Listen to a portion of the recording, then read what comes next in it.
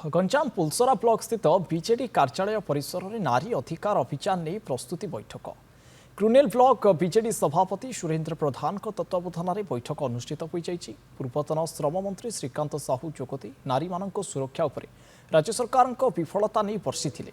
राज्य सरकार महिला मानक 33% संरक्षण देवारे विफल। यार प्रतिवाद आसंता 29 तारिख दिन बीजेडी पक्षर नारी अधिकार अभियान सहित राष्ट्रपति उद्देश्य स्मारकपत्र प्रदान कर कार्यक्रम रही। बैठक में बुगुड़ा और पोलसरा ब्लॉक शताधिक बीजेडी कर्मी समेत किशोर बेहेरा, सुधांशु शेखर पाढ़ी, खदाल खटे, जिला परिषद सभ्य अशोक बिशोई, झुनू दास, नगर बीजेडी सभापति गोपाल साहाणी, के त्रिलोचन सहित जिला परिषद झुनू दास प्रमुख उपस्थित थे।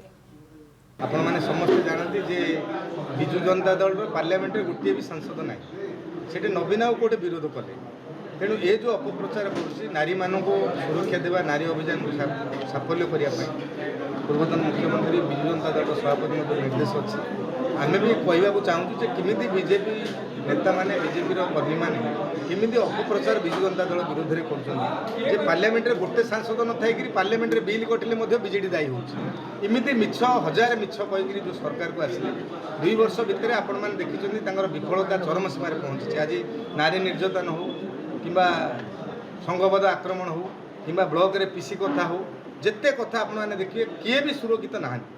आज नारी मान जो निर्यातनार शिकार होती से आमर ये बैठक बसी विजु जनता दल पक्षर 29 तारीख में ये बैठक पुनरावृत्ति करा आम समस्त महिला एकत्रित हो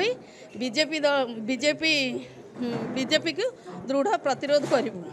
आमको पूर्वतन सरकार जो नवीन सरकार आगू को आनी नारींगर स्वावलम्बी बोली आम पछकू ने नारी माने आज असुरक्षित अच्छा सुरक्षित भाव में कौ प्रकार आम सुरक्षित हेबू यही जो मिछुआ सरकार को आगामी 29 तारीख दिन केतिकी आमे नारी एठारे उपस्थित रहिबू से आम सरकार को देखा देबू आगू आमे बढ़ी चलू।